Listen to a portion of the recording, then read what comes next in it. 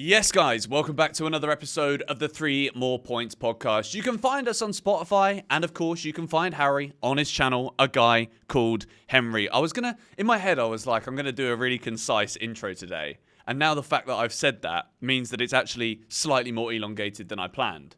But of course, the main question on everyone's lips, Harry, is how are you? Your hair is looking good today. There's a compliment for you to start off the pod. That does make a change. I thought that was one of your more concise openings, to be honest. Usually you waffle for ages. Today you got straight to the point and did a good channel plug for me, so I appreciate that. I think what we're looking for is we're looking to carry on the conversation about Chelsea. We're looking to engage with the audience. We're looking to get people down in the comments. And if they're not in the comments, they're obviously going to be going to the Chelsea Megastore and using the discount code GBFC10. Subtle plug at the start there, but it's a discount for you. What more is there to ask for? Harrison, I was in Thailand. I was ever so slightly on the wavy side watching the Chelsea-Leicester game, but I was very delighted that we won. What were your top-end thoughts on Leicester 1, Chelsea 2? What do you think we need to discuss today, mate? George goes to Thailand so he doesn't have to order his shirts from the Megastore, by the way, everyone. But the main thing is you use his code.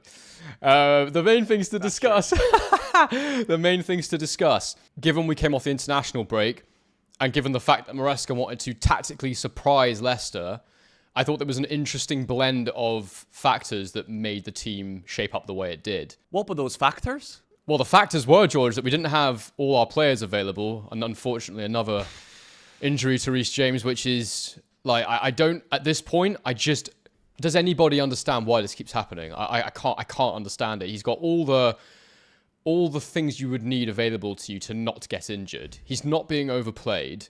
At this point, you have to just start wondering, is there going to be an end to this? I really don't know. I really don't know. He had surgery on it. He's tried everything. So I don't know at what point you sort of say, this isn't going to work. It's one of those sad ones, though, isn't it? Where you never, ever want to say that about a captain who you know is such a good player. Yeah. But, I spoke about it in my preview a little bit. And it's actually a hard conversation to even have. Because I love Reece James. Yeah. I think he's... taking it back to that game against Ajax at Stamford Bridge, I looked at him, that match, and I'm like, this is the Chelsea captain for 15 years if this guy keeps playing this way. Yeah. And then to see it's annoying, but it's not annoying over the fact that it's actually sad. I've said it before and I'm going to say it again. I think the way that Reece kind of gets treated as a result of this is unfair. I think a lot of, as much as I don't know about his mental health side of things, but I do think this is a big factor in it. And I think it's credit to him for staying strong, and actually every time he comes back, you can see that he's put the work in. I don't know how long Chelsea Football Club can have this guy as a captain if he can only play 5 games every 3 or 4 months. That's just not... That won't last. That can't last, surely. I think tactically, when we look at what the ideal setup is under Maresca, the fantasy setup, it has Reece James in that position that Gusto's played. We've also talked about the possibility, and we'll get into this in the pod today because it happened on the other side of the pitch, but that concept of having a second 10 on the field that inverts, and then the fullback does more of a traditional fullback role where they overlap. That's still my dream, is to have that going. But I think in order for that to be super effective, you need a player like Reece James bombing up that right wing, someone who's got exceptional attacking qualities as well as brings all the defensive acumen to the pitch. So it's that tantalizing thing. We're so close to having a world-class player, elite player in that role, but we're also so far away. Because even in that period we've just had, we kept saying he's not fit enough yet to go and do the role the way we want him to. So he's being used in more of a defensive role where you don't see his best qualities. So it's super frustrating. And given the fact that we've just had an international break where, if anything, I would have thought that he would have been able to get up to speed even more with his fitness rather than suffer another injury. I don't understand it. I just don't understand it, George. But... it's just pure speculation also. How does it even happen? Is it getting out of bed in the morning? Is it putting his boots on? Does he pull his shorts up a bit too aggressive? I don't understand how, I'm not the fittest guy in the world, right? I went to Thailand last week, put on 4 kilograms. I love a good curry. I really do. But, even I don't get injured very often. And I play a lot of sports. I go to the gym. I lift a couple of weights once in a while. I very rarely get a physical ailment that isn't a sickness. You know what I mean? What does he do to get these injuries? It's the long way around, basically what I'm trying to say. What does he do? I don't understand. I just want it to stop, basically. It's like an annoying fly in my ear. He's got to change something, but you just worry that there's been an injury earlier on in his career that has changed the way his body works. Like it happened with Hudson-Odoi. Obviously, he's managed to stay fit now, but he had to change his whole running style, and he was never as quick after that. Michael Owen's a great example where early on he had a bunch of hamstring injuries, and I think in the end he said that it had only reattached at like one of the 3 points that the hamstring needs to be connected to be strong enough to have that pace to not get injured every time you try and do a sprint. So I worry that he's just fundamentally flawed now as an athlete and that he'll never be able to sustain that fitness. But you would think that Chelsea would know that if that was the case, from all the scans they do, from all the medical technology they have. So I'm hopeful that it's just going to be like a period of time getting to rebuild that stamina in the muscle, and at the minute it's just reacting a bit too fast. But look, we don't know what the F we're talking about, really, do we? So let's just see what happens. But I guess moving out of that conversation into what happened in the game, I think the first thing to talk about really is the fact, let's be positive, we got 3 points in a fixture in a game that could have very, very easily been a draw or maybe even lost last season. So I think that's really exciting. And the fact that we've just come out of that really tough period, we now need to go into this incredible run we have now. Pretty much until the end of the season, we don't really have like a period of solid games like we've just had just now. So to start that with a win, however that win comes, and also to be the early kickoff after the international break, it's always a tough fixture, isn't it? So I think 3 points for me is the number one thing here. We changed the system slightly. We didn't have a recognised right back, but we found a tactical solution that really, really worked. I liked the 3 centre-back system. I thought it worked really well. It definitely meant that Enzo could play. And I felt that, well, you talked to me about that, George, because I think we were talking before about how Enzo basically ended up in a lot of those positions that Gusto had been a bit wasteful in previous matches. I mean, for me, it's black and white in terms of the way that we've talked about that role. And I mean, Maresca isn't shying away from this. He's doing videos on TNT Sport with Rio Ferdinand, basically talking about every little thing that you see. Some people are looking at this and thinking he's giving away information. Trust me, football managers know. Flipping Arne Slot knows he doesn't need to watch Rio's video with Enzo Maresca. But in that video, he's talking about the positions that Gusto takes up and about the physical elements of the game that he has and also as a result doesn't have. But for me, it's night and day. When we needed to see this, we've seen it. We talked about it before. We need a player who's going to arrive in those positions who it's not necessarily always about what you do to get to that position. It's about what you do when you're in it. And Enzo Fernandez did exactly what Malo Gusto hasn't ever been able to do in a Chelsea shirt. Score a flipping goal. So for me, when I'm looking at Enzo Fernandez's performance, it was also the Enzo Fernandez that we've been asking for, that we've been wishing for, that we haven't seen often enough. Then you kind of add that arriving into the box, scoring a goal. That's the kind of Lampard-esque stuff that we've been asking for from a midfielder, not just since we've seen Malo Gusto doing that, and since we've said Malo Gusto can't necessarily do that. We've been looking for this for years. And Enzo Fernandez, we didn't buy him as a goal scorer, no. We bought him as a guy that can pass the ball, got great range of motion, can see the game and dictate and control the tempo. So if we get that, plus Enzo Fernandez arriving in the box and scoring goals, then that has to be the ideal goal moving forward for the team. But then I also think that is very much the case of, well, it was Leicester. The first 30 minutes of that game were genuinely a no contest. The commentary I was listening to, very average as it usually is, but they were discussing about how it didn't even look like a Premier League match. The golfing class between the way that Leicester were moving with the ball, if they ever had it, was awful. The work that they were doing off the ball was almost non-existent. And it was almost like these Conference League games where we see Badiashile playing in those games as well. He just holds it. He stands there for a bit. I'm like, bloody hell, like, what's that movie called? Click or Switch, where they press it and it's paused? I thought the TV broken. Like, we're not doing anything. But we're goading the pressure. So it wasn't like we weren't doing anything. We were controlling the game. And I think Enzo is the one that bought that. But my question to you would be, is this something where Enzo Fernandez and Caicedo, because people had already, I'd written it off as a partnership. I'm like, this can't work. Can it work? Will it work? What needs to happen to ensure that against a better side than Leicester, we can have those two playing in those positions? Does it have to stay a 3 at the back? Well, we were trying to figure this out before. Do you remember we were talking about this? And I was saying to you, it needs to be some kind of 3 at the back to get Enzo in the team. The thing is, right, it's a 3 at the back, but we're still playing 4 defenders. Because Cucurella goes onto that overlapping role. You do sometimes need for it to become a 4. So I think, I'm just thinking about it on the fly right now, but I think the way that you develop what we're doing here is that ultimately where Badiashile was, Lavia ends up. And it becomes a slightly different system where, it's difficult because, you don't want Lavia to be a centre-back, obviously. But you want him to be able to step up into the middle and control possession. That was the thing I thought that we were missing in this game, was a control of the football. It was there earlier in the first half, but in the second half, we just lost our shape. And I think the one problem I have in general with what happens sometimes with this system is we end up doing a lot of 1v1 defending. You saw it in the box. There was we could have given away a couple of penalties. We did give one away. I thought that Fofana played really, really well as that right-sided centre-back. At the same time, the best defenders when they're 1v1, I think Van Dijk's one of the best 1v1 defensive centre-backs I've seen in a long time. But even, when you're having to do it that much, it becomes a bit problematic. So Badiashile didn't have to do that much 1v1 defending in the game. I felt like he was kind of just...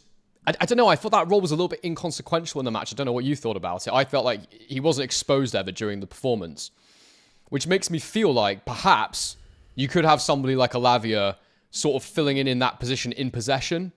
And then, when Cucurella comes back and defends, maybe then it becomes more of a 4, more of a 3. I don't know. That's something to think about. But I just feel like I like that back 3. But at the same time, we do lose something in the middle of the pitch. There does become a gap between the defenders and the midfield that teams can break into. And it's an issue we've had in a lot of games where Enzo has played. On the ball, a lot better from Enzo this game. But defensively, I still feel like there's a lot of spaces that can be exploited. And that is where Lavia, for me, is so important. You see it in Pep's system. You see it when we used to have McKellen there. You see it for Arsenal. They always have a holder in there. I just feel like that holding role in modern football, and especially for us where we're trying to be this aggressive transition side, where we win the ball out of the pitch and we attack, but when that doesn't work out, they can then break back on you. So you have to have something to protect you against that counter almost. So that's what's challenging, and that's what worries me about the system. So I'm not going out there and saying play Lavia as a centre-back, but I'm wondering if and this is where I think moving forward, George, we're going to get a little tactics board, right? So we can actually play around with this and see how it affects different zones on the pitch. Because I love doing these conversations. It's like a puzzle. It's like a bit of mental gymnastics. If we take this player out and put him here, where does this create a space? Where does this create a problem? I think moving forward, it's really hard for me to just do it in my head. So people can say I'm talking shit if they want. To be fair, like I might be, but but off the bat, I'm just trying to think like, how can you get Lavia into that midfield position, but also have Enzo and also have Caicedo, but also not sacrifice anything at the front? It's like an FPL. Like you want to own all the most expensive players, but you can't. You've got a budget. Just like in football, you have 11 players. You can't go beyond that. So it's trying to figure out how can we, balance all of this. I think I like the idea, but I'm very happy that you managed to caveat it with the fact that people might actually call you out for just speaking a load of nonsense there. Yeah. But I think this is the conversation around Chelsea right now, is that unfortunately in the footballing world, it can't be Football Manager where we can click and plug and be like, right, all of a sudden, mate, you know what, mate? Badiashile, you're a libero now, bro. Yeah. Do you know what that means, Badiashile? Do you know what I mean? Like, I wish that was the case. Neither do I. I don't know what it means either, but do it. Statically, I would have wanted Badiashile to be Lavia. And like based on what you were saying about Badiashile not really having to do much 1v1 defending, because that was what Colwill and Fofana were particularly exposed to. I think that was more just like the nature of the way that Leicester players move. I think they're very predictable in that sense. But I do absolutely think, and there's always been that conversation, hasn't there, when we bought in Caicedo and Lavia. Like, obviously, we had a completely different manager back then. We had Pochettino. Mm-hmm. And then we also had the unfortunate situation of, Lavia was injured for the whole season, basically. So now there really is a world, I think, where when Enzo Fernandez plays the way that he did, it was a man-of-the-match performance. Maresca's also come out and said afterwards how happy he was and how he has been specifically telling Enzo that Caicedo has nailed that holding role now. I spoke about it in yesterday's video with referencing Pep Guardiola's comments on Rodri, then the downfall of Man City as a result of no Rodri. Chelsea have that in Caicedo right now. Caicedo is irreplaceable. I've got to say it again because we questioned it earlier in this podcast season.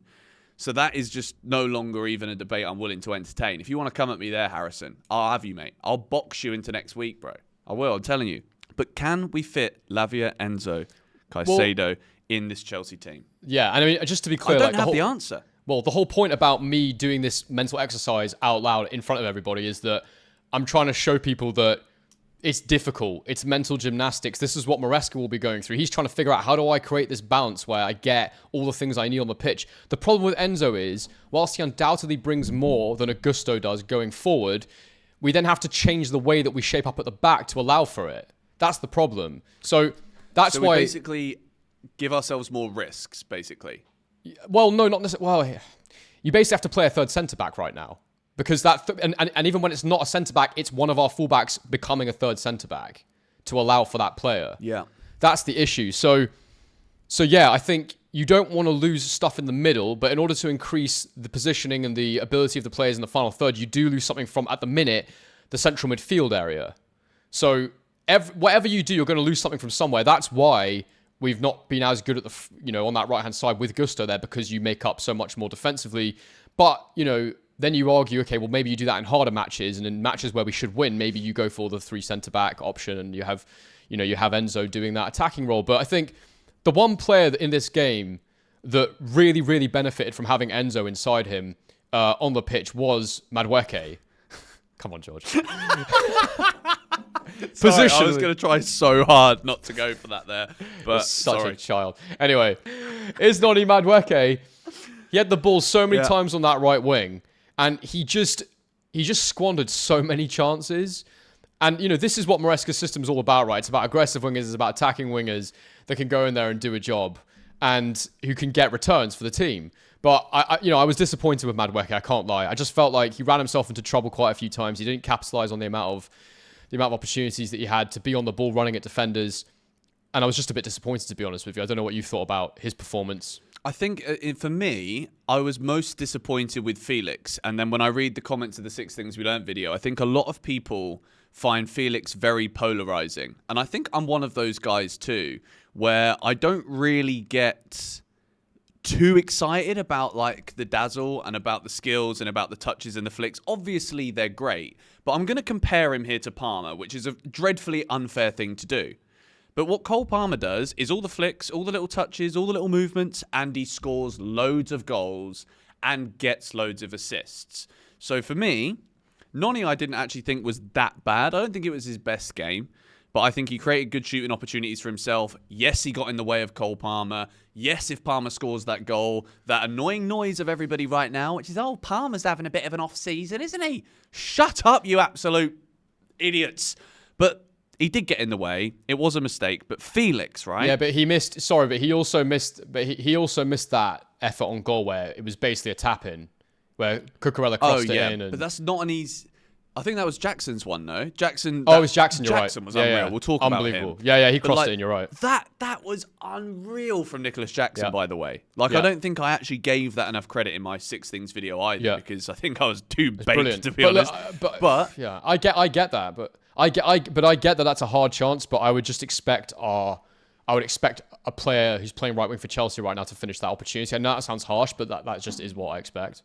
Neto probably would have finished that, to be fair. But let's talk about Felix a little bit within this system, because Joao Felix actually was very impressive with the defensive work rate, which has been a big, big question of mine about whether or not he can actually do that work efficiently.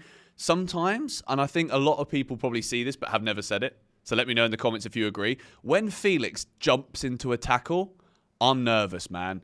Especially obviously Leicester almost had a couple of leg breakers on us, but we know that they wouldn't get a red card because it's against Chelsea. That was sickening. But Felix is slightly concerning for me when it comes to the way that he tackles at times.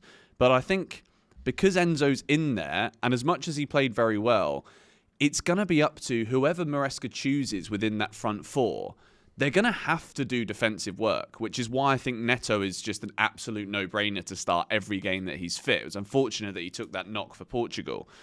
But I think moving forward, like you said to me off the pod, that you would have rather seen Nkunku 100%. playing where Felix did. But explain that to me, because I don't think Nkunku can play kind of that winger role in terms of like Felix managed to do like the wide stuff and the defensive work while still fitting into that like left-sided 10 pocket. Do you think Nkunku can do that? Because I personally don't believe that he can. Yeah, I take that point. I think that I've not seen enough of Nkunku in a Chelsea shirt to say whether he can or cannot do that, firstly. But secondly, I think that Cucurella overlapping on that side. I mentioned this earlier on in the pod. What I've really wanted to see is Palmer as the right winger with James overlapping or Gusto overlapping and Palmer tucking inside, and then you have a second 10 next to Palmer. So you've got two 10s. One of them is Palmer, one of them is Nkunku or Felix.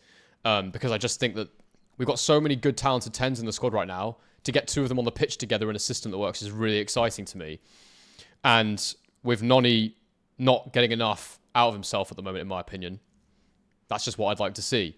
So, but why do I prefer Nkunku? Because I think the one thing that I feel like we lack at times is numbers in the box. And I think in this game we actually did quite a good job of it. I felt like we had good runners, we had good players arriving late. But Joao Felix, man, okay, his defensive work rate was quite good in the game, but it's that classic saying, all fart, no. You know what I mean? He's got flashy interplay. He's clearly talented. He's got a super good touch and everything, but I just feel that he doesn't have the end product, whether it's a goal, whether it's an assist. He feels like the ultimate link player, but not actually getting any direct returns. Whereas to me, there's nobody more direct than Nkunku. And what's more valuable than a player that can score goals at the end of the day? So I would much rather see Nkunku in that role with Cucurella outside him, and Nkunku moving between that 10 and striker position and being the second man in the box next to Jackson. And the way that Jackson's working at the minute, bro, this is a perfect moment to talk about Jackson as well. Dude, we were talking a few weeks ago about what he needed to do to become that sort of Diego Costa-style striker, how he was starting to remind us a bit of Costa. That was that goal epitomized what Diego Costa did for Chelsea. The way that he battled, used his strength, did not let the defender go, but also towed the line of not fouling him. And then eventually it comes to him. He uses his strength, he positions his body, and he just slots it into the corner of the goal. It was just absolutely fantastic play from Nicholas Jackson. And the way that he's adapting his game, the way he's bringing others into play, the way he works so selflessly with the press. Imagine Nkunku ghosting into the box around him. I just think it works. To me, that just makes sense. I think this podcast, people will probably agree with this. Like, I feel like we've been exercising, mental exercise, like you say, a football manager like dream scenario. Do you know what I mean? But that's kind of like, there was always going to be a point in the season where players just really do start to come good. There's going to be injuries. Yeah, we know that. But I think the exciting thing with Jackson's all-round game is that he's just scoring loads of goals. Yeah. Like, there's no way you take Nicholas Jackson out of this side, but like, I feel like he's already that dish. And now we're just looking at the condiment cupboard and we're blowing like, bloody hell, this is Gordon Ramsay's kitchen here, isn't it? And Nkunku could be, I'd love to see somehow Nkunku and Jackson play a 90 minutes against like a Southampton or an Ipswich or something. Like, no disrespect to those clubs, but like, I just love to see them given a time together. And I think the only way that will happen is if Palmer moves back over to the right. So that means that Noni gets dropped, Palmer moves right, and Nkunku plays in that 10. And then imagine also Felix, Nkunku, Jackson, and Palmer on the pitch at the same time. Like, is that even doable? If Neto's injured, Mudryk quite clearly isn't the Premier League guy right now. Sancho obviously was back, but like, can you get everything out of having all of those like striker/10 players on the pitch at the same time? Jackson, Felix, and Nkunku, Palmer. I think for me that just lacks a bit of pace on the wings. I think that's one of the reasons that Noni keeps being favoured. And that's what I was saying. I think this team selection was heavily influenced by what was available. We've been talking for weeks about this idea of Palmer on the right, but really playing as a 10, coming off the right, and one of the fullbacks overlapping. But this game, we didn't have a right back, so we had to do it on the left side instead, which I think is possibly the reason that Felix came in, because we were going to have Cucurella overlapping. And I think that if Neto had been fit, Sancho's obviously been out for a little bit as well, I feel that that's why Madueke plays, because the two really fast wingers that we can definitely rely on are Madueke and Neto. So one of them is always going to play, in my opinion, in this system. I don't think Mudrik's reliable enough yet. And I don't think we'll ever see the system you talked about, to be honest with you. Just because I know... but Maresca loves his wingers, bro. No, I agree with you. You know, I agree with you. I just thought I'd throw it out there because we're goading the audience today. You know, we're trying to show everybody that we don't know what we're talking about. But I will remind you, okay? I told you that Enzo Fernandez was going to score in this game. I told you Nicholas Jackson was going to score as well. I said we'd win 3-1, but 2-1's still a good prediction. But I think overall, you mentioned it earlier, I talked about it a lot yesterday, the fixture list that we've got coming up now is a great time for Maresca to continue experimenting. But I think at this point now, I think we know I made a video about a month ago, which actually would be even greater to do now. There are certain players that just absolutely play every single game now. And I want to throw this graphic that I saw Tom Overend reacting to on X or Twitter. And this is a comparison chart, which you've got to look at for a bit. So I'll stick it on the screen for a while, between Chelsea in 2023 and Chelsea in 2024. And this is an illustration, basically, of the progress that has been made between where we ended last season and where we're at right now. And an interesting thing that I want to discuss with you, Harry, is about the defensive actions with the open play goals expected and assists against us. We are levels above this season when it comes to that, which tells me again that when it comes to like identifying how far Chelsea are away from being in a title race, and I talked about this yesterday, but I said we'd go into it in the pod a bit more. If the defense is that much better in terms of how many chances we're conceding, do we need to buy another goalkeeper to make sure that we can actually compete for this league? Like Sanchez, again, like I don't want to just shove him under the bus at the first available opportunity. Back on the bloody keeper again. Even in this game, bro, he was frustrating me. He was annoying me. Yeah, he is frustrating. I don't know, man. I hate talking about him because like I've got nothing good to say. I think that he can be a really good shot stopper. In fact, he's impressed me the most in that area of his game this season, in his shot stopping. I think his shot stopping is good, and it's just but it's inconsistent. And his distribution is just not good enough. And I think it's impossible to get truly excited about this team when we can see what the problems are. Like I am excited, and I'm excited. You get to start dreaming, but also it's always tethered to the reality that some parts of the team we know are not good enough yet. So it's like, as long as we can keep getting 3 points, it will keep my dreams alive. But I also know how the wheels fall off already. I've seen it in moments. So that's kind of the issue. That's the issue of the goalkeeper. I think it's exciting because we're predictable but unpredictable at the same time. So looking forward to Chelsea games is absolutely something where like I kind of hold on to this. Well, we scored 6 at Wolves kind of thing, which I think we could do that again. But at the same time, I'm also worried. And I think I'm going to wrap this pod up now today, a little bit shorter one. But Chelsea apparently, according to Opta's supercomputer, which is a load of bloody nonsense, 0.6% chance of winning the Premier League. I want you to debunk this for me, Harry. I want you to tell me why it should be at least 6.6 or 16.6. Like, we're good enough, aren't we? Surely. I feel like we are. I'm not one to argue with Opta's supercomputer, to be fair, bro. But you can understand it. We haven't won the league in a long time. Liverpool are in a strong position. We're only a point behind City, but City are going through the absolute worst possible form imaginable. But what I will say is that we don't have Champions League football, which I think bumps it up by about 5%. Because, we can rotate our team very comfortably. We've got a great depth in the squad. Maresca's a lot better than what people thought. I think our players are developing all the time and some of our players are getting better every game at the moment, like Jackson. Weekly, I'm seeing improvements in Jackson. Maybe he'll have like a little plateau for a couple of games, but again, you'll see him do something that you're like, wow, I didn't know he had that in his locker. So there's going to be fluctuations, but I think the thing this game showed me was even in those fluctuations, we can still pick up 3 points, and that is what makes me the most excited about where we're at right now. I think that is a perfect way to end it. Shout out Robert Sanchez, because he did make a save. Shout out Cucurella. Shout out Caicedo. Shout out Jackson. Shout out everybody. Shout out to you lot as well. Make sure you check out Harry's channel. The link is in the description, and we'll see you guys in the next one tomorrow. Goodbye, everybody.